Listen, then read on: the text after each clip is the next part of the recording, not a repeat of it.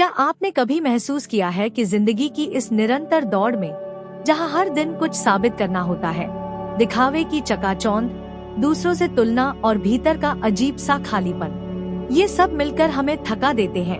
क्या आपने भी कभी सोचा है, सब कुछ तो है, फिर भी मन क्यों नहीं शांत होता? अगर आपका जवाब हाँ है, तो यह यात्रा आपके लिए है। मैं आज आपको कोई सूखी सी थ्योरी नहीं देने वाली, बल्कि एक ऐसे मौन से जोड़ने आई हूँ जो आपको भीतर से बदल देगा, जहां आप अपने भीतर कुछ नहीं बल्कि शून्य को महसूस करेंगे। और इसी शून्यता में छुपा है वो अद्भुत रहस्य जो आपकी पूरी चेतना को रूपांतरित कर सकता है। यह सिर्फ एक जानकारी नहीं, यह एक अनुभव है, एक गहरी आत्मिक यात्रा।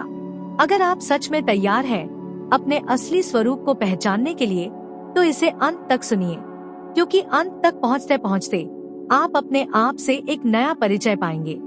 और हाँ, अगर इस दौरान कहीं भी आपको लगे कि हाँ, यही तो मैं महसूस करता हूँ, तो इसे लाइक करना और ऐसे दोस्त के साथ शेयर करना मत भूलना जो अभी खुद को खोया हुआ महसूस कर रहा है। हम सब जीवन में कुछ न कुछ बनना चाहते हैं। कोई डॉक्टर, कोई अभिनेता, कोई योगी, कोई सफल व्यापारी, कोई ज्ञानी। हर कोई चाहता है कि उसका नाम हो, उसकी पहचान हो, जिसे सुनकर लोग सम्मान से देखें। लेकिन इस पहचान के पीछे एक अदृश्य डर भी छिपा होता है। अगर मैं कुछ ना बन पाया तो मैं कौन हूँ? यहीं से शुरू होती है भीतर की बेचैनी। जब हम किसी रूप से चिपक जाते हैं, तो स्वरूप को खो देते हैं। हमारी चेतना किसी एक विचार या भूमिका में कैद हो जाती है। हम खुद को केवल नाम, पद, संबंध या जिम्मेदारी के आधार पर देखने लगते हैं, और यही हमारी सीमाएं बन जाती है। शून्य की बात कोई नहीं करता, क्योंकि शून्य हमें डराता है। जहाँ कुछ नहीं होता, वहाँ अहंकार घुटने लगता है। वो पूछता है, अगर मैं कुछ नहीं, तो मैं कौन हूँ? लेकिन क्या आपने गौर किया है, ब्रह्मांड भी शून्य से ही शुरू होता है। हर सृजन की शुरुआत एक मौन, एक निसंग, एक असीम चेतना से होती है, जो कुछ नहीं है, लेकिन फिर भी सब कुछ है। शून्यता वो अवस्था है जहां अहंकार समाप्त हो जाता है। बुद्ध जब महावन में ध्यानस्थ बैठे थे, उन्होंने कुछ नहीं चाहा, कुछ नहीं मांगा। वे शून्य हो गए, और तभी उन्हें सब कुछ मिला। यहाँ शून्य का मतलब नकारात्मकता नहीं, बल्कि वो पूर्णता है, जिसमें कोई मैं शेष नहीं, कोई आग्रह नहीं, कोई प्रतिरोध नहीं, बस एक साक्षी भाव जो सब कुछ देखता है लेकिन कुछ पकड़ता नहीं। जीवन में कर्म तो होगा ही, लेकिन जब आप शून्य से कर्म करते हैं, तब कर्म आपको बांधता नहीं। आप बोलेंगे, लेकिन शब्दों में अटकेंगे नहीं। आप पाएंगे, लेकिन पाने का अहंकार नहीं होगा। शून्य का मतलब है एक भीतर का वो मौन जो हर विचार के पार है। जब आप उस जगह से जिएंगे, तो आपकी उपस्थिति ही सबसे बड़ी ऊर्जा बन जाएगी। आप सोच रहे होंगे, क्या यह संभव है? क्या मैं शून्य बन सकता हूँ? हाँ, संभव है, लेकिन इसके लिए आपको छोड़ना होगा अपने विचारों की पहचान, अपने नाम की पकड़, अपनी भूमिका का मोह। खुद से पूछना होगा, अगर मुझे कोई नाम न मिले, कोई पहचान न दी जाए, तो क्या मैं खुद को जान पाऊंगा? यही सवाल, वही द्वार है जिससे शून्यता की यात्रा शुरू होती है।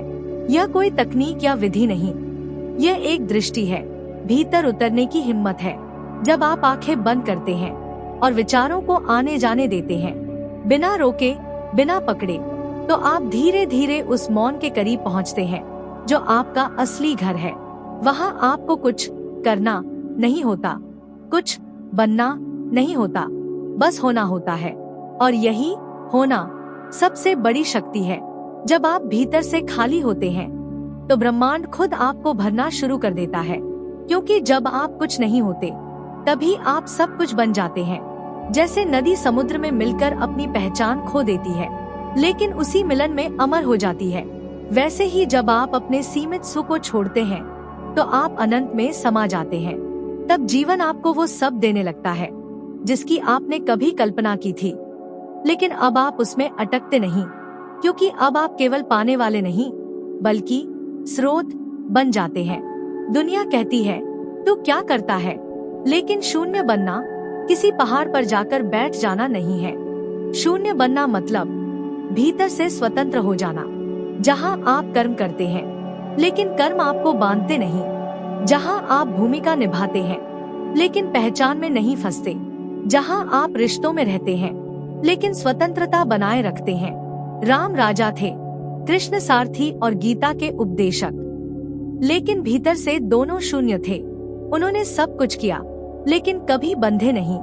जब खोने का डर नहीं होता तो आपके भीतर से ऐसी ऊर्जा निकलती है जो पूरे ब्रह्मांड को आकर्षित करती है। आपने लॉ ऑफ अट्रैक्शन सुना होगा, लेकिन जब हम किसी चीज को बहुत चाहते हैं तो अक्सर वो और दूर हो जाती है, क्योंकि चाह में कमी छिपी होती है और ब्रह्मांड उसी कंपन को पकड़ता है। लेकिन जब आप शून्य हो जाते हैं, भीतर से पूर्ण हो जाते हैं, तो आप कुछ मांगते नहीं, फिर भी सब कुछ मिलने लगता है। ये आसान नहीं है लेकिन सरल है, क्योंकि सबसे कठिन काम है छोड़ना अपने दर्द, पहचान, पुराने अनुभव और अहंकार का बोझ।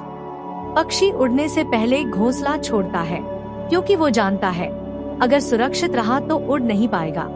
ठीक वैसे ही चेतना को उड़ान भरने के लिए पुराने घोंसले छोड़ने पड़ते हैं। जब अंतिम पर्दा गिरता है तो भीतर जो मौन फूटता है वही सबसे बड़ा प्रकाश है। यहीं से साधना का आरंभ होता है। अब जीवन तपस्या नहीं, उत्सव बन जाता है। हर सांस प्रार्थना बन जाती है। हर क्षण में ब्रह्मांड की उपस्थिति महसूस होने लगती है। शून्यता वो स्थिति है जहाँ न कोई अधूरापन है, न कोई लालसा, बस पूर्णता है। और जो खाली होता है वही भरा जाता है। जैसे बांसुरी में खुद कोई ध्वनि नहीं, लेकिन खाली होने पर ही कृष्ण उसमें राग भरते हैं, वैसे ही जब आप भीतर से खाली होते हैं तो ब्रह्मा आप में बसता है। यहीं से ध्यान की उच्चतम अवस्था शुरू होती है, जहां आप कुछ नहीं लेकिन सब कुछ आपसे होकर बहता है।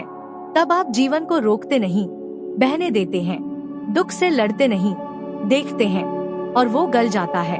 रिश्तों को पकड़ते नहीं, प्रेम से बहते हैं। अब आप साबित करने की दौड़ से बाहर आ जाते हैं। अब आप बनते नहीं, होते हैं। और यही होना साक्षी भाव है जो आपको शून्य बनाता है। अगर यह यात्रा आपके भीतर कोई दीपक जला गई हो तो इसे केवल अपने तक मत रखिए, क्योंकि जब एक आत्मा जागती है तो उसके साथ कई और आत्माएं भी जागने लगती हैं। इसलिए इसे लाइक कीजिए, अपने अनुभव कमेंट में लिखिए और शेयर कीजिए उनके साथ जो खोज में है। और अगर आप इस गहरी यात्रा के साथी बनना चाहते हैं तो द डिवाइन मैग्नीसन को अभी सब्सक्राइब कीजिए। धन्यवाद।